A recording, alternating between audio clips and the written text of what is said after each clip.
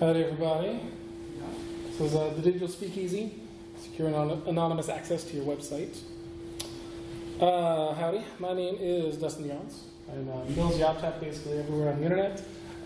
These slides will be available at this URL if you want to check them out. There's going to be some resources at the very end. So if you need to find those links, do that. No need to write anything down. All of this will be available. I am now an engineer at Acquia. We are a small hosting company. We're based out of Boston. Maybe you've heard of us. In a previous life, I used to run the support team at Fort Kitchens, which is a small Drupal agency down in Austin, Texas. I did a lot of repetitive work, lots of very basic support stuff, but every once in a while I got to do something pretty cool, and that's where this talk came from. So the question is, what is the Digital Speakeasy? So if you're familiar with the idea of a speakeasy, it's a place where you go to enjoy adult beverages and adult entertainment that you have to know kind of a secret to get to. Like maybe you have to know the secret location or the secret password or both. And so that's the concept that we're working with. So when you are on the web, at its core, it's just a bunch of text files and images going back and forth. The internet was designed to be very permissive. It was designed, by academics for academic purposes. So they didn't have a lot of thought given to, privacy or security when they were first setting things up. So everything in the very basic sense is text. If you were to sniff network traffic when somebody's looking at a website, this is basically what you would see. You get to see the actual page that they're looking at, the HTML of it. So that's the content, but more importantly, if you know how to look for it, you can also find the metadata of the person that's looking. And so the content is one thing, because the content is what they're actually reading, but the metadata is who they are, who they are, what they're using to do their browsing with, all kinds of identifiable information. And so that's one of the tricks. The internet, as I was saying, it's trusting by default. There was a prank I really enjoyed. In 2005, I got my first laptop with a wireless internet connection. It was a G4 iBook. And at the same time, somebody released this little app called Etherpeg, which was designed to sniff the network traffic on the wireless network around you and pull down every image file that it found. And you'd see stuff like this. So this is me on my laptop watching the pictures that other people are looking at on their laptops. This particular image, I did a paper for this when I was in school, and I sat at a coffee shop and just watched what people were doing on the internet. And this is 2005. Everything is pretty open. You go to the coffee shop, didn't have security. There's no passwords on anything. And on top of that, nobody was using SSL. No HTTPS connections. So you're able to learn, some interesting things about people. These are the clean screenshots because this particular coffee shop was also right next to an apartment complex, and people were using their wireless for very adult purposes. And I got to see it all. So along the way, we realized that if we want the internet to be used for anything serious, we're going to need some type of security involved. You don't want to give your credit card in plain text over the internet, because somebody could intercept that and then use your credit card to buy whatever it is that they want to buy. And so that's where HTTPS browsing came from. So the S is the secure hypertext transfer protocol. And it's a step up. So now if somebody is looking at your network traffic, they're going to see something like this. And it's the same basic HTML that you were seeing before, but now it's kind of garbled in some way. It's not going to look necessarily as constructed as this. I forget what I used to gin that up. But in a lot of cases, you're still leaking your metadata. So this is, again, this is the important part. What you're looking at, maybe it's something that's embarrassing, maybe it's something that's private corporate information. But really, as an individual user, what you're probably most worried about is your actual metadata getting out. So that brings us to the the next step in this evolution, the onion router. Gen 0 and Gen 1 were created by the US Naval Research Lab in the mid-90s, basically as a way for spies to be able to use the internet. It's kind of cool when you stop and think about it. This is the original paper This was published in 1996, and this is the first public admission of what the onion router is. This is the blueprint that everything else comes from. It's very boring reading because it's an academic paper, but if you're into that kind of thing, definitely read it. It's available. The onion router turned into Tor. So in 2002, I can't even imagine why, the US Naval Research Lab turned over the project to the EFF to let them run it as an open source project to allow people to have access to secure and private browsing. I'm not sure how that whole thing worked. That's kind of amazing that it did. But now we get to use Tor, which is really awesome. So what is Tor? What is the basic concept of Tor? In general, if you are on your laptop trying to talk to a server, your connection is going to go through a bunch of different computers, and every single computer is going to know where that traffic came from and where that traffic is going. Tor uses what we'll call it the rule of three to say, I want to go from Alice to the server named Bob. So I will pick 3 Tor nodes, is what they call them, and each of these nodes will only know who they got the traffic from and who they're giving the traffic to. They won't know anything before that or anything after that. So what's kind of cool about that, mathematically, I skipped ahead, if you have 3 intermediates, you can have almost perfect secrecy. Because the first monkey knows who you are, and they know how to talk to the second monkey. The second monkey doesn't know who you are, but they know who the first monkey was, and they know the third monkey. Then we move on to the third monkey. This one only knows that second monkey and the destination. They don't know anything about the rest of that chain. So with these 3 hops, you are now shielded from somebody knowing who you are. Why bother? I mean, it seems like an awful lot of work. Whole lot of math going on for not a lot of apparent reason. Here's the thing, privacy is important. People, I think, in just the last year that I've been giving this talk, we've had a lot of reason to realize why privacy is more important than ever before. So this part of the talk is way easier than it used to be. But here's the thing, not all governments are all that forgiving.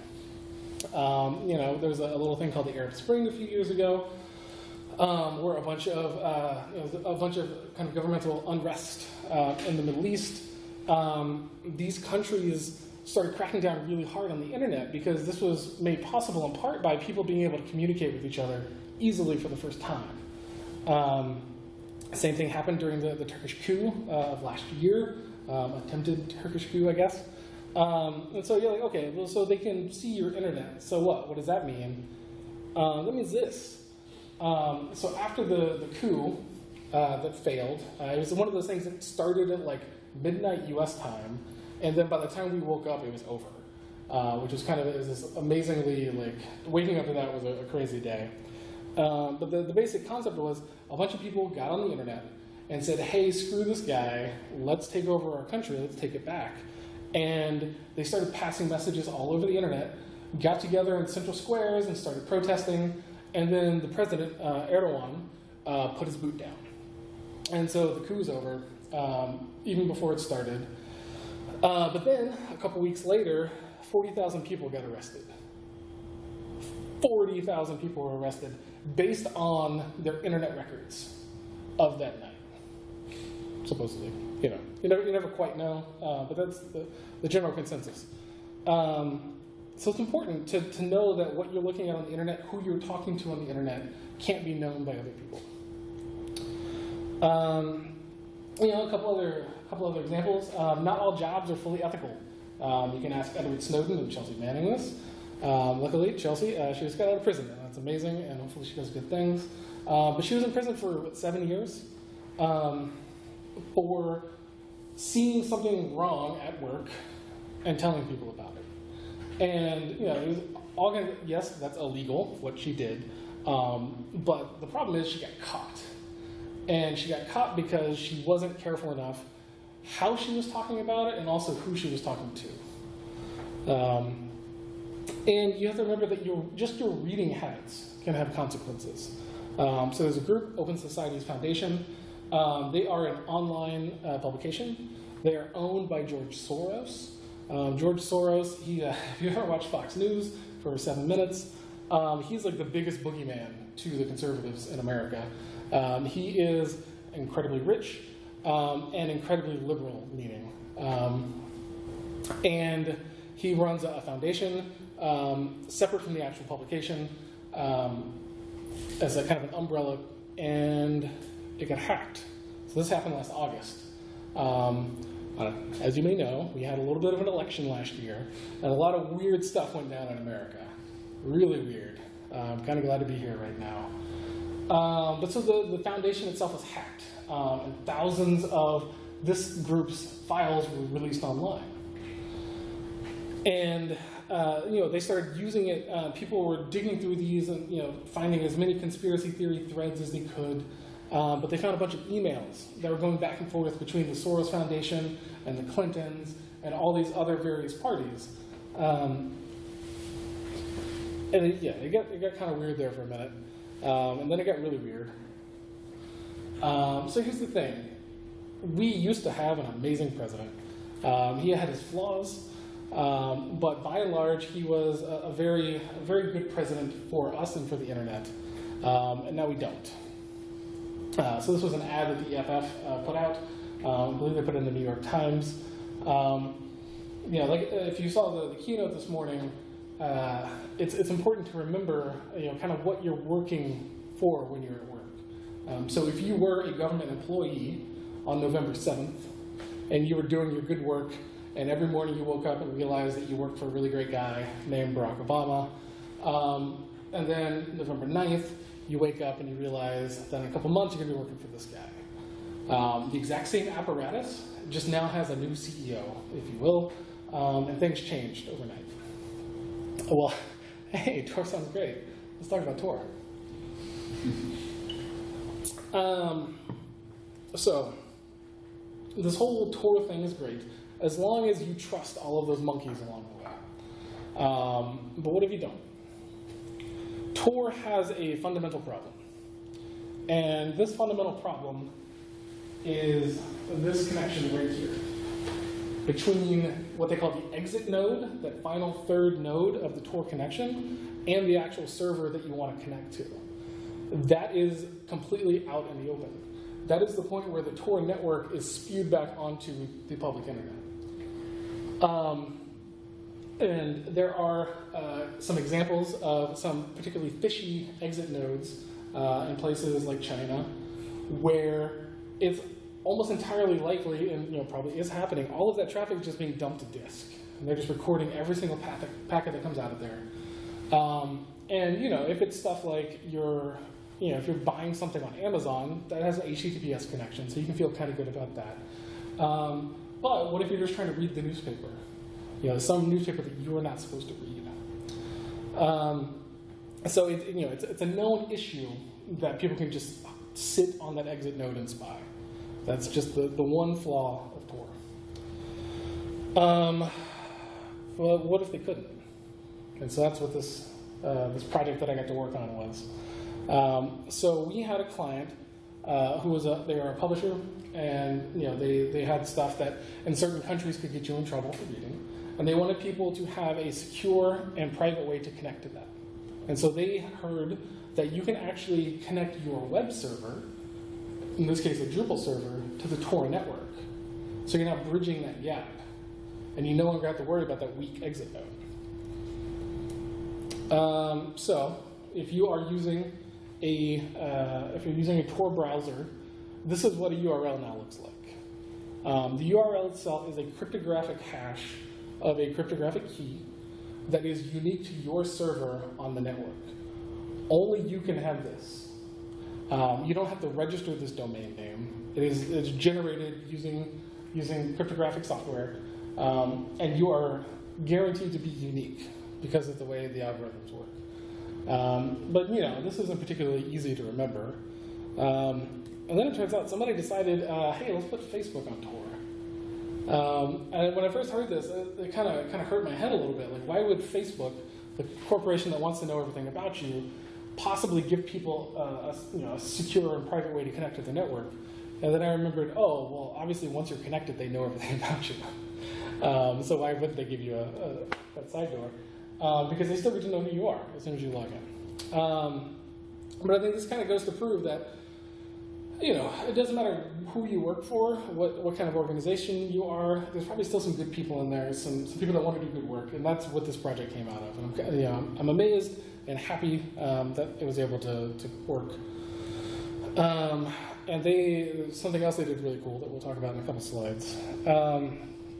So, like I said, this is a cryptographic hash. You can't, for no amount of money, can you buy this URL. There's no registrar you can go to. So how do you do that? Well, it turns out there is an application called Scallion. I've got a link to that. And it is you give it a pattern that you desire, and it burns a whole lot of CPU and GPU cycles generating these private keys. And it burns through them, and it finds something that matches close to what you want. I ran a couple of tests on this using a MacBook Pro, and it was to flip back. So you get 16 characters, and when you're running this application, you tell it how many characters from the left that you want. So you get close to like Facebook. So I was trying this out. I went for 6 characters out of 16 on a MacBook Pro, and it took nearly 2 days to generate one option. So thinking about how many CPU cycles they burned getting this is kind of astounding, but for Facebook, that's the kind of stuff they get to do, I guess. So that's that. Okay, so we talked about Tor, we talked about URLs. What does that have to do with Drupal? So we wanted to set up a Drupal hidden service. These are not, I think they're working on changing the name. They might be called a hidden service, they might be called an onion service. But this is the connection to the Tor network from your server. So how are we going to do this? The first thing, if you're using Drupal, you probably say, hey, is there a module for that? So we looked and there was a module. But it was like 3 years old, which, you know, in security land is like, may as well be a billion. So, okay, that's out. Let's not use that. So we're like, well, Tor is just a Linux application. Can we just install it on the server? Because, you know, we got a nice full Unix server. They're like, no, that's not going to happen. Like, we don't put anything on production. And say, well, okay, fine, that makes sense. That's boring, but whatever. So what else can we do? So there's a book, Small Pieces, which we joined. I really love this book by a guy named Dave Weinberger. And it's, you know, it's a book based on what we call the Unix philosophy. You know, instead of doing one monolithic thing, instead of sticking everything on a single server, what if you strung together a couple of servers that do each one individual thing? And, you know, it helps you keep from putting all of your eggs in one basket, if you will. So I decided, sure, yeah, let's do it the Drupal or the Unix way. So instead of going from your computer into the Tor network, going from your computer you go into the Tor network server, and then you go into Drupal. It seemed to make sense. So we set up a reverse proxy. So in this setup, Drupal, as far as Drupal is concerned, you're just another person coming to the site. You're just another anonymous user connecting to the Drupal site. It doesn't know anything about Tor. It doesn't have to. It doesn't care. It's just getting network requests and passing them along. So, you know, you get some nice things out of this. You know, it looks just like a standard connection. You don't have to worry about Tor breaking your production server. It's no longer Tor's fault that your site went down. It's something else. The Drupal server gets to collect all of its logs normally. Because, you know, you still want logs. You still want to know, like, what pages people are going to. But a lot of these technologies that go on with Tor, they kind of break that. So with this, you still get your page views, and the Tor server itself can be locked down, which is really nice. Because the last thing you want is somebody breaking into your Tor server and then just watching all the traffic they're going to watch anyway. So what we got here, so I've got a couple of slides that show the actual setup, the config files. Because if you go to the thing at the end, I've got a link. You can check it all out. It's really rad. But basically, it's surprisingly easy. So this is the Tor config file. It's like 6 lines of actual config, and that's all you need. It's really nice. And then we have a pretty hefty Nginx setup. Most of the Nginx work is actually, we'll show you those. It's just like niceties. It's rewriting headers. It's making sure that stuff looks like proper traffic. It actually has nothing to do with the Tor setup, which is really nice. If you're thinking about, well, we don't want that that gap where people can see what you're looking at, aren't we just introducing another gap between the Tor server and the Drupal server? And yes, that's true. This was kind of an ideal setup because the client was hosted with Rackspace, and they had a private network. So they're able to spin up servers within their private network, and the servers can address each other privately using 192.168 addresses. So at this point, all of the Tor traffic is happening internally. So if somebody breaks into that, well, you've got bigger problems than just this, which is nice. This is not the kind of thing that you do on Pantheon. Like, they just wouldn't do this for you. You couldn't easily do this on Acquia, but if you pay us enough money, we can usually make something happen. This is very dependent on your network architecture, but in this case, it worked out perfectly. So instead of, so we have private networking between those. So you don't actually see public traffic here, which is really nice. So some more of the Nginx config. So there's another problem. Drupal lets you get to a lot of content through different means, through the use of path auto. So something that is, /node/42 might be, /article/super awesome article. So we had to start thinking about all the different ways that Drupal might try to connect to resources on a page, and that includes things like images. So this was like I said, it was an editorial page, editorial site, so like a newspaper. The images, sometimes they're inserted properly, and other times they just dump garbage into the WYSIWYG editor. Like, that's how people actually use Drupal. So if something is defined in the theme, or if it's a properly built media widget, that's going to have the URL correct. But if people are just dumping URLs in there, you never know what format they're going to put in there. Are they going to have the www in front of it? Are they going to have some other, all kinds of weird stuff that content editors find to dump into your WYSIWYG file, to your WYSIWYG editor? So we had to stop thinking about that.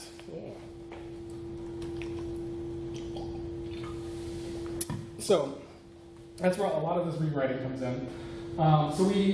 Using Nginx as a reverse proxy is awesome. I had never really used Nginx before this, and I really can't recommend it highly enough. It can do basically anything. It's really awesome. As opposed to Apache, which is just a web server, Nginx can be configured in like all these different ways. So in this case, it's not a web server. It's a reverse proxy. It is being talked to by a web browser. Then it is asking Drupal for the content, and then it's just passing it along. But in the middle there, it gets to rewrite it however it wants. So in this case, we've got a couple of rules set up. So we are looking for the URL and all the various ways that it might show up on an HTML page, and then we're rewriting it on the fly to the correct Tor onion address. So there's no way for our client who's sitting at the browser to accidentally download something publicly. Hopefully there's no way. We've covered images, CSS, JavaScript, all the different things that could expose. We've worked to clamp that down, which is really nice. That's what's happening here. We're just swapping out the actual URL for the server name of the Tor server. And then we're doing some nice guy stuff where we're just rewriting headers so that it doesn't look like we're lying to browsers. Like we're letting them know that this isn't actually coming directly from a thing. It's not coming from a varnish server or a varnish cache. It's coming from a different kind of cache. Those are just some good neighbor things to do. So what is the ideal setup here? This is one of my favorite quotes. It's only illegal if you get caught. That was me, circa 1998, when I was in high school. And me, last year, it's only secure if they can't prove anything. So, I talked about earlier being able to lock down the Tor server. And this was really fun. Normally, when you are working on a server, you have to keep your logs turned on. You have to know what went wrong, when it went wrong. You have to be able to collect things so that marketing can run reports, all kinds of stuff. On this Tor server, I could turn all the logging off, which was one of the funnest, most freeing things I've ever done. And beyond that, I got to redirect all the logging paths to dev null. Because somebody, I had this kind of vetted by some people with sketchy qualifications who reminded me that technically on Unix, it's possible to capture stuff in transit to disk. Like the way Unix is set up, when you write something to a folder, there's a stream, and just like an internet connection, you can intercept that stream. So we're not only sending everything to dev null, we're turning everything off. I got to put a really cool script together. Every time I logged into the server to do something, it would turn the logs on, so I could like look at stuff and make sure it's working, and figure out what just went wrong. And then when I went to log out, I hit the script one more time and burn everything to the ground. It's one of the most fun scripts ever to write. It's kind of built in suspenders, but it's not paranoid if it really has to get you. Let's see. So one of the problems with this is we've got all those monkey hops that we're going through, and it introduces some latency because it's doing cryptographic stuff along the way, and it's not necessarily taking the most optimal route, it's taking the safest route. So how could we possibly speed this up? Well, so what if we had something that was a single monkey in step 3? So there is now, it just as of December is part of the official Tor spec. They're called single onion services. And the idea is, if you are a publisher, people know who you are. People know what your content is. There's no need for you to protect your privacy as carefully as your readers need to protect their privacy. So instead of going through those 3 hops and then going 3 hops back, you are able to insert yourself as a service on the Tor network, and your clients only need to come through a single hop to get to you and a single hop back. Again, really cool cryptography stuff going on. But it speeds it up because now you have that one hop of latency that's being introduced, which is really nice. So this is something that would be good to look into if you're doing this. So future improvements with single onion, single hop. There's an onion balancer, which is a load balancer connected to this, which, again, like, when you think about load balancing is hard enough. And then you start adding all of this math into it, and it gets kind of crazy, but it works. So, you could put together a very high traffic site on Tor using load balancers, which is really cool. SSL certificates.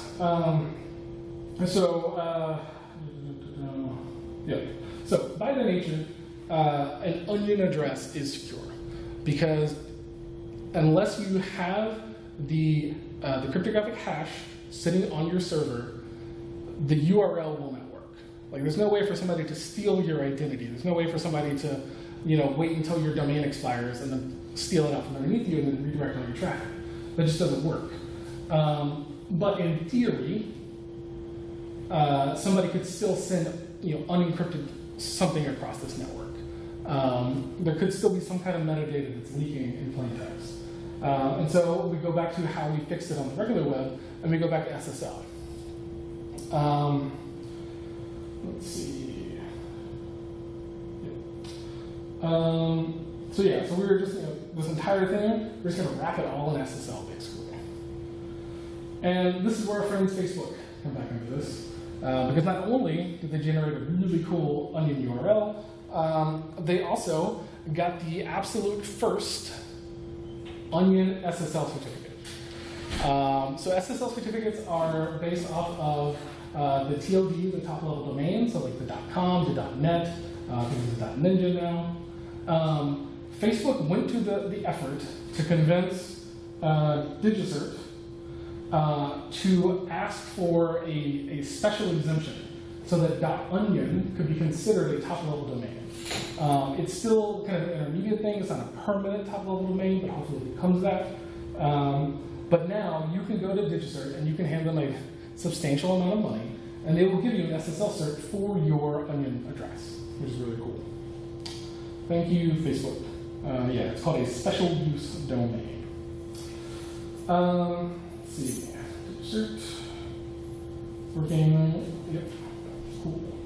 So, what else can you do with Tor? I mean, so websites are cool. Well, what else can you do? You can use it just as a networking layer. So there's a conference I go to in New York.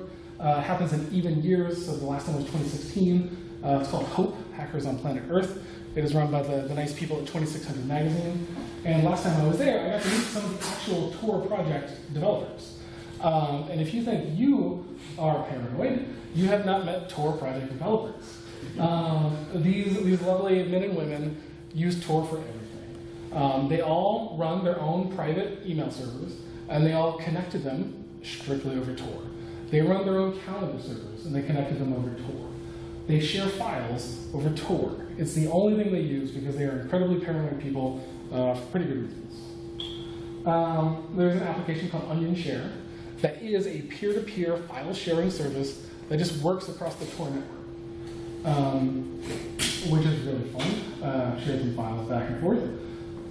And let's see, you can do what they call a kind of a non-hidden but protected share.